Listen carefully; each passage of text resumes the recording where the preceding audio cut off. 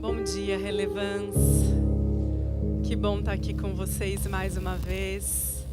Queria que você colocasse a mão aí no seu coração. Nós oferecemos até aqui o nosso louvor ao Senhor.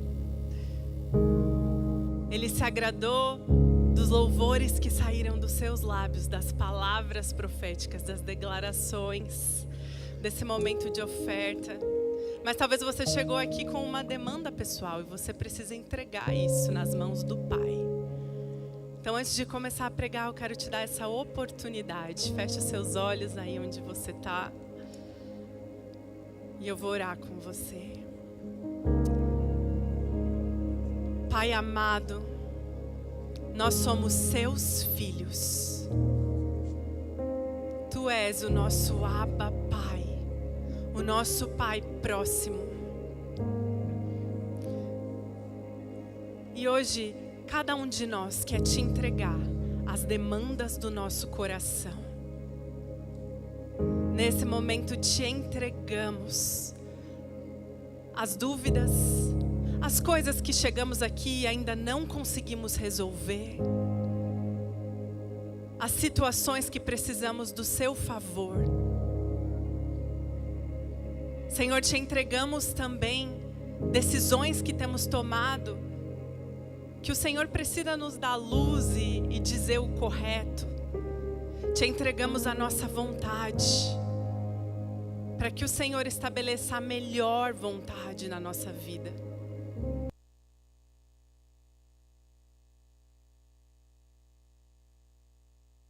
Então vamos juntos, voltou. Para quem não me conhece, eu sou a pastora Alê Monteiro. Essa casa aqui tem sempre gente nova chegando, então provavelmente alguém não me conhece, mas eu estive aqui por alguns anos e hoje estou pastoreando o Relevance em Curitiba, uma igreja linda. E o nosso coração é muito grato por fazer parte dessa família da fé.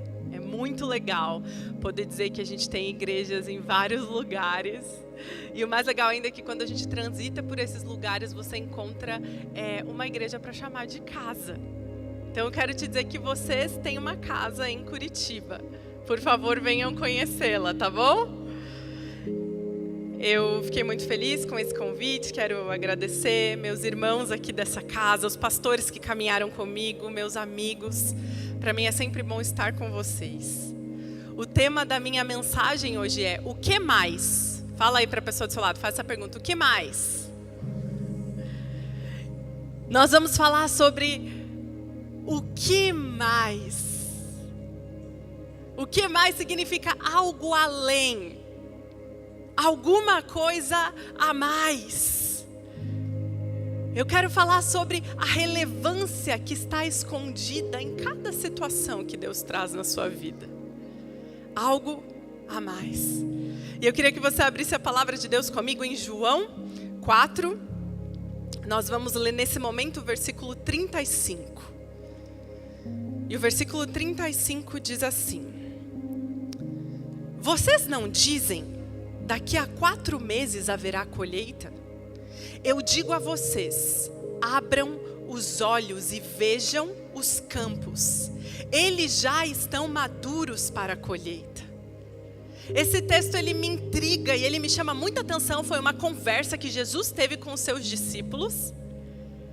E Jesus olhou para aqueles discípulos que conheciam sobre os tempos da colheita, que conheciam sobre o processo ali da agricultura, era visível para eles como a terra funcionava.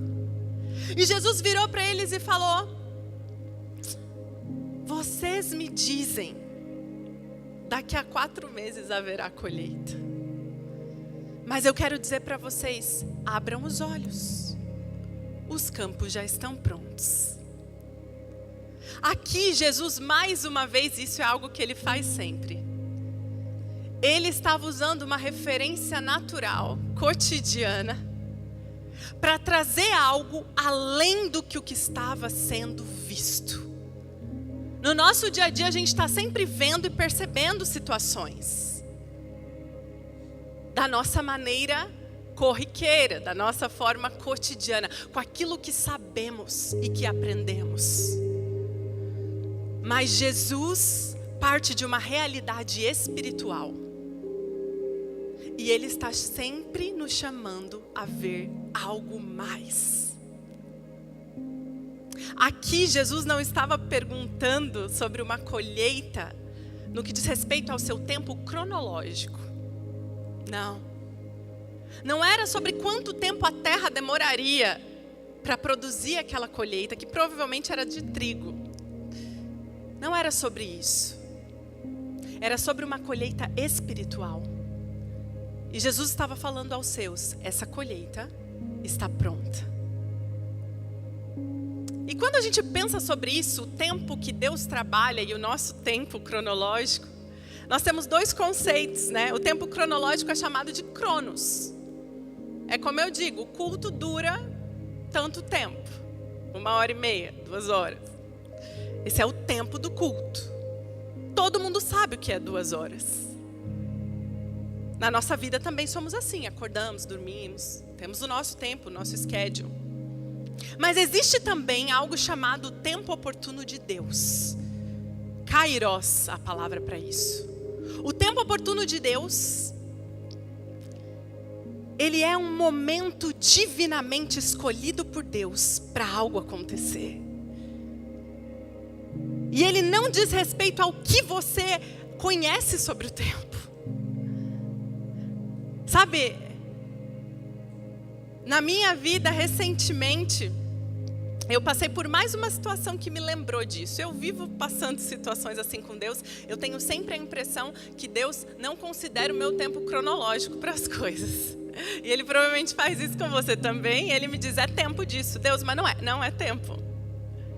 E aí é o tempo. Recentemente, eu fui enviada, né, e tomei a decisão de ir pastorear a igreja em Curitiba. E foi muito interessante porque quando eu cheguei aqui em São Paulo, isso era algo que não passava pela minha cabeça. Alguns conhecem esse testemunho. Eu vim para cá visualizando algo diferente. Nos meus planos não existia o retorno especificamente para assumir uma igreja. Mas havia na minha decisão para cá, inspirada pelo Espírito Santo, o que mais? Então hoje eu quero te inspirar a começar a fazer essa pergunta na sua vida. O que mais? Senhor, eu estou vendo o meu tempo cronológico e como as coisas acontecem. Mas qual é o seu tempo oportuno para a missão que o Senhor tem me entregue? Porque todas as vezes que nós dizemos não para algo que Deus tem, que é o tempo dele, você deixa de pisar numa janela de oportunidade para que uma colheita espiritual aconteça. Os discípulos estavam ali naquela conversa, eles podiam ter continuado só a debater sobre como o campo não estava pronto. Mas o Senhor estava os inspirando a falar, eu faço coisas que vocês não veem. Mas quando eu te disser para fazer algo, para pisar num lugar, para tomar um posicionamento, para ter uma conversa importante, para tomar um passo de fé, para fazer uma mudança, leve em consideração o meu tempo oportuno. Naquilo que você está vendo, existe um tempo oportuno de Deus. A verdade é que por trás de cada situação que Deus te coloca, e esse é nosso primeiro ponto hoje, há um propósito ainda não visto. E o mais interessante é que muitas vezes a gente acha que a gente já conhece o propósito. Porque você fala, isso é uma bênção na minha vida. Isso é um propósito de Deus. Eu quero te dizer, até nas coisas que você conhece, que você acha que é uma bênção, que é um propósito de Deus, ainda há um propósito escondido que você desconhece. Quando eu vim para São Paulo, era uma bênção, era um propósito de Deus. Eu sabia que Deus estava nisso. O Espírito Santo me trouxe para cá. Essa casa se tornou minha família.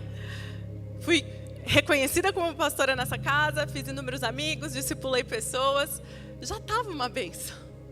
Mas havia um propósito escondido de Deus, que eu não sabia há 3 anos atrás. Isso está acontecendo com você agora. E eu não sei se Deus vai revelar o propósito escondido hoje, ou se vai ser daqui a um tempo, mas ele existe. Há algo precioso sendo formado aí na sua história. E eu quero provar isso para vocês com outras histórias da Bíblia. Eu trouxe o conceito primeiro, mas eu quero mostrar. No Novo e no Velho Testamento tem duas que me impactam. A primeira está em Lucas 5, do 1 ao 11.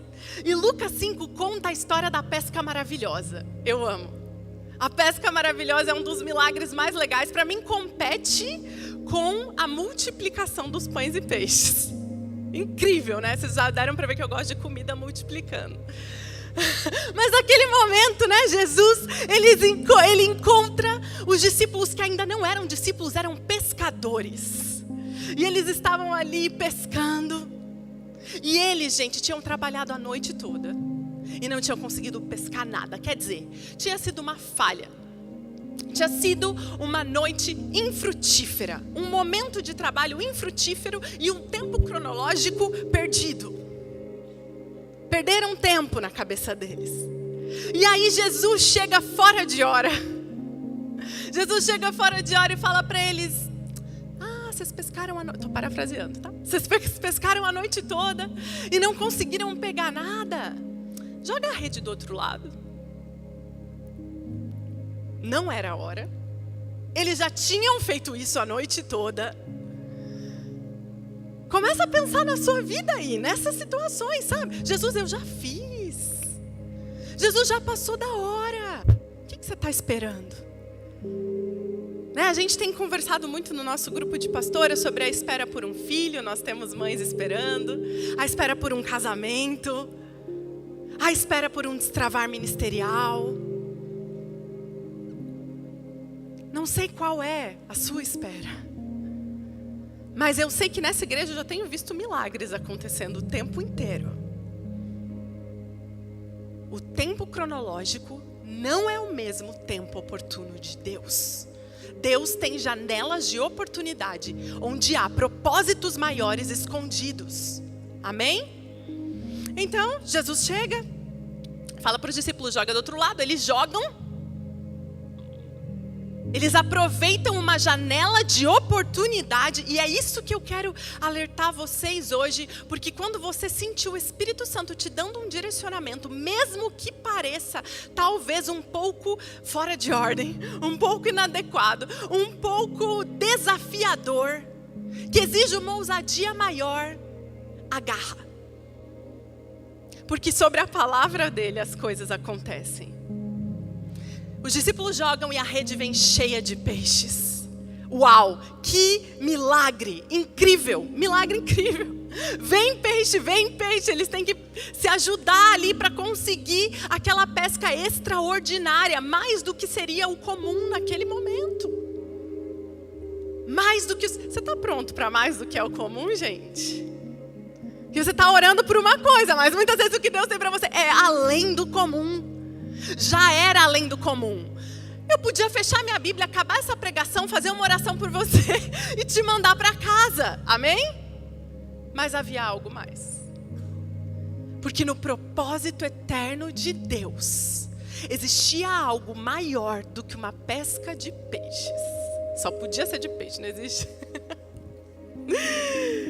Jesus disse a Simão, esse é o último versículo do texto que eu estou lendo. Versículo 11. Jesus disse a Simão, não tenha medo, de agora em diante você será pescador de homens. Então eles arrastaram os seus barcos para a praia, deixaram tudo e o seguiram. Vocês estão entendendo? Eles presenciaram o milagre mais grandioso da história da vida daqueles pescadores. Naturalmente falando, com um toque sobrenatural de Deus. E aquilo era tudo para eles, era tudo que eles buscavam, era tudo. Mas Jesus estava atraindo aqueles homens para um lugar de propósito, para um lugar conectado à salvação de almas, para um lugar conectado à transformação de vidas. E eu quero te dizer, aonde você está, no teu campo de trabalho, aqui na igreja, ou no seu maior sonho, e eu espero que ele se realize, existe um propósito de Deus para tocar almas, para encontrar vidas, para que corações recebam o milagre que é o Evangelho. Em todo o tempo Ele está fazendo isso. Parecia o topo para aqueles pescadores, mas o Senhor os convidou a serem pescadores de homens dali para frente. E eu acho incrível porque antes desse convite, o próprio milagre preparou a estrutura deles para fazer isso. Eu não sei, provavelmente tinham familiares, pessoas que dependiam daquele trabalho. Deus deu para ele uma garantia ali para aquele início. Falou: meus filhos, agora, vamos embora. Cuidar de vidas. O coração de Deus ama vidas, gente. Ele me ama e Ele te ama. E existe um tesouro que é mais valoroso do que as coisas físicas. É o tesouro de um encontro espiritual, eterno com o Pai. Ele está nos chamando para isso, sempre. Sempre está nos chamando para isso. No Velho Testamento, nós lemos uma história que é a história de Esther. Eu amo. Também o mesmo conceito, um propósito escondido, onde algo bom já estava acontecendo. E eu quero dizer que problemas são oportunidades para revelar a glória de Deus. Então, meu primeiro ponto é: há um propósito escondido. O segundo, problemas são oportunidades para revelar a glória de Deus. Pesca Milagrosa mostrou isso, eu quero mostrar isso na história de Esther agora. Esther 4 nos conta a história de uma jovem judia órfã. O nome dela era Esther. Ela foi selecionada dentre várias outras mulheres da época para ser a esposa do rei da Pérsia. Era uma situação desafiadora, ele tinha abdicado da primeira esposa dele. E dentre muitas mulheres, ela passou por um processo e ela foi escolhida. Independente dos hábitos culturais da época, independente de como aquilo se deu e se ela estava confortável com isso ou não, eu não sei te dizer. A história não nos revela. Nós podemos fazer previsões, mas culturalmente falando, a partir do momento que ela estava naquele concurso, eu acho que ela queria ser escolhida, porque, enfim, do lugar que ela estava era o melhor lugar para estar. A rainha, a nova rainha. E ela é escolhida. Ela foi escolhida. Imagina algo que é importante para você, que vai mudar a tua vida, vai mudar a tua história.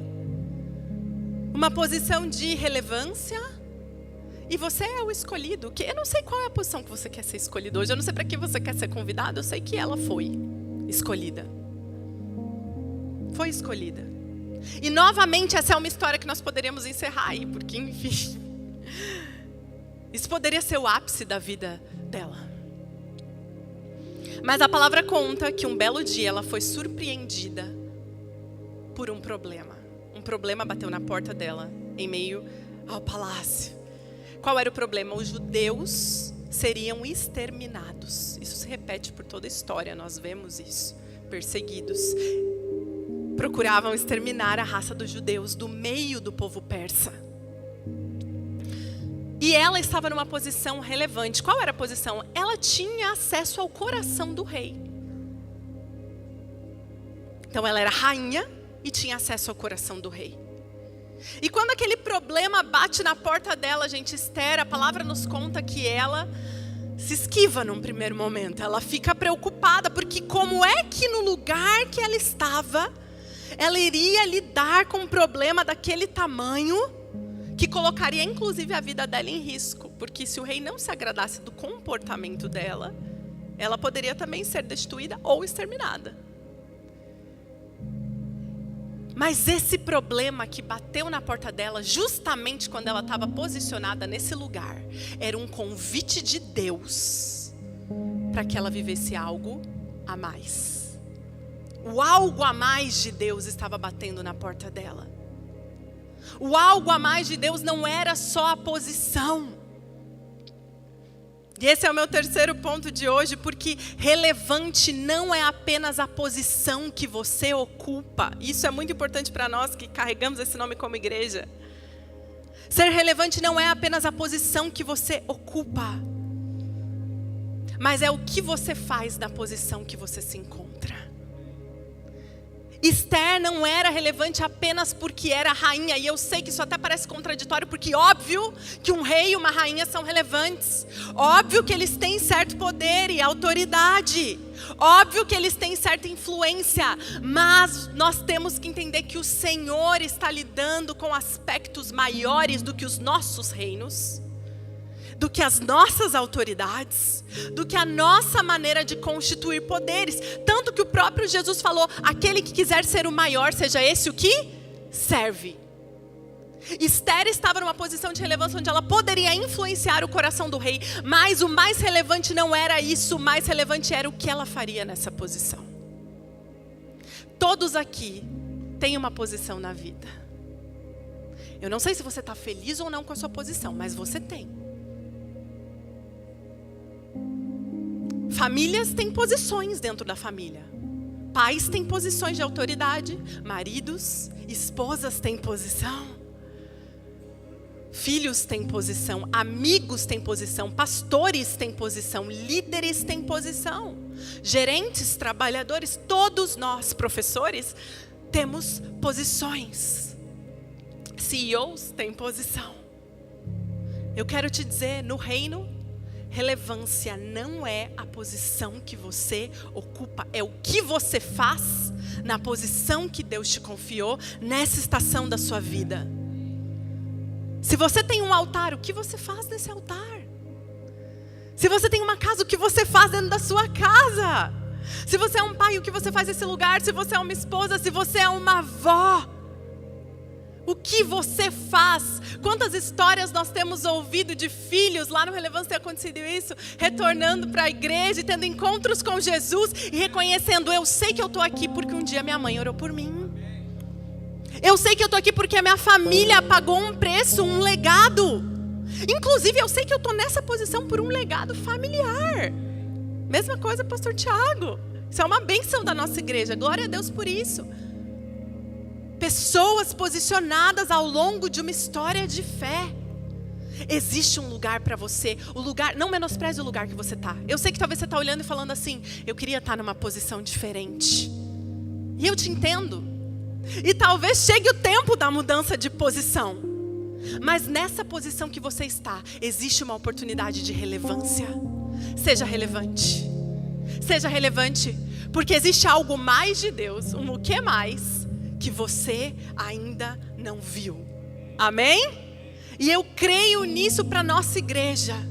Pessoas espalhadas por diversas posições, sendo relevantes porque entendem que situações são oportunidade para revelar a glória de Deus. Quando Esther estava ali no seu conflito do que fazer, de como responder aquele desafio, qual foi o desafio? Ela teria que falar com o rei, para interceder pelo povo dela, que seria exterminado. E ela iria contra a decisão de uma pessoa que estava numa posição de relevância, que era o segundo ali na ordem do reino. No versículo 14, o tio dela, Mardoqueu, diz para ela, quem sabe, não foi para um momento como esse, que você chegou à posição de rainha. Preste atenção. Em duas palavras desse versículo, ele fala, quem sabe não foi para um momento, fala momento. Momento, fala sobre tempo oportuno. Quem sabe não foi para um momento como esse, que você chegou à posição, fala posição, de rainha. Momento e posição. O que mais de Deus na sua vida vai te levar a momentos e a posição. E por mais que Deus esteja trabalhando e orquestrando todas as coisas para o nosso bem e para o bem daqueles que Ele ama, e para que pessoas tenham mais encontro com Ele, quando chegar num momento e numa posição, vai ter uma decisão que é sua. Deus fez a pesca milagrosa acontecer, mas quando Ele convidou os discípulos para algo mais, a decisão era deles. Deus levantou Esther como rainha, mas quando o problema bateu na porta, a decisão era dela. Inclusive foi dito para ela que, certamente o tio dela falou, se você não responder a isso, Deus levantará socorro em outro lugar. Mas eu quero que Deus levante socorro através da minha vida. Eu quero ser uma pessoa que discerne momento e posição. Porque somos relevantes. Somos relevantes. Sabe, se você está desanimado hoje, na posição que você está, eu quero muito que o Espírito Santo te dê visão, para que você seja reavivado. Seja reavivado na sua casa. Seja reavivado nas áreas que você lidera, com as pessoas que você convive, no setor que você trabalha, na igreja e no grupo que Deus te confiou. Seja reavivado, porque existe vida de Deus para fluir através da sua posição. E existe um momento para você discernir e abraçar. Fique atento aos momentos de Deus. Fique atento aos momentos de Deus para você. Porque eles existem. Eles existem. Deus abre janelas de oportunidade. Eu me lembro quando eu fui consagrada ao ministério pastoral. Eu falei que no início, né, Deus sempre age comigo e eu penso, será que é o tempo? E aí é o tempo. Quando eu fui consagrada ao ministério pastoral, eu tinha 22 anos, eu acredito que é isso. E eu lembro que quando eu recebi esse convite dos meus pais, que então eram pastores, eu já tinha feito seminário e voltei para o Brasil, tinha estudado fora. Eu falei, eu não sei se é o meu tempo. Eu fui muito sincera, vou ser vulnerável com vocês. Eu falei, eu não sei se é o meu tempo. Eu pensei, né? Não falei. Falei, vou orar, mas eu pensei. Eu ainda não sou casada. Será que eu não posso postergar? Nossa, imagina se eu tivesse ficado postergando. O tempo de Deus que eu ia perder. Não sei se isso é agora. E aí eu fui orar e eu dormi. Eu tive um sonho. Gente, eu vou contar para vocês o sonho, porque eu quero que vocês fiquem com essa imagem do momento oportuno de Deus, tá? Por isso que eu tô contando. Eu estava numa estação de metrô. Passava um metrô muito rápido. E estava escrito Kairos, tempo oportuno, específico de Deus, Kairos. E abria a porta. Gente, não parava. Ele simplesmente abria a porta. Ele não parava. E na minha cabeça racional eu pensava, é impossível eu entrar nesse trem. Mas eu ouvi uma voz dos céus me dizendo, pula. Quer dizer, né? Às vezes Deus vai te chamar para coisa que vai parecer que você vai morrer. Mas você não vai, porque é o tempo oportuno de Deus para a sua vida. Amém? Se você está vivendo uma situação desafiadora aí, de um sim que você deu, confia no Senhor. E aí eu lembro que eu pulava. Não sei, não me pergunte a lógica disso. Eu pulava e eu entrava. E o trem fechava e ele partia numa velocidade absurda. E aí eu acordei e foi incrível porque na noite, o pastor que me mentoreava nos Estados Unidos, ele veio para esse momento de ordenação pastoral, ele abriu a palavra e ele falou, hoje eu quero pregar sobre o tempo oportuno de Deus, Kairos, no dia da minha ordenação pastoral. Essa é uma palavra que me carrega até hoje, me carrega. Gente, o que me carrega não é a minha personalidade, não são meus dons, o que me carrega é a palavra de Deus que me empurra para o lugar que eu preciso estar. É isso, é nisso que eu confio, é por isso que eu me movo. E aqui estou eu, anos depois. Acho que isso já faz 10 ou 8 anos. Vivendo o tempo oportuno de Deus. Para que vidas sejam tocadas e abençoadas. Amém? Essa é uma manhã para que você entre no tempo oportuno de Deus. Essa é uma manhã para ativar a sua fé para o que mais, mesmo que você ainda não saiba o que mais. Que nós possamos andar ativados quanto a isso. Que nós possamos olhar o nosso cotidiano com essa mesma fé. Amém?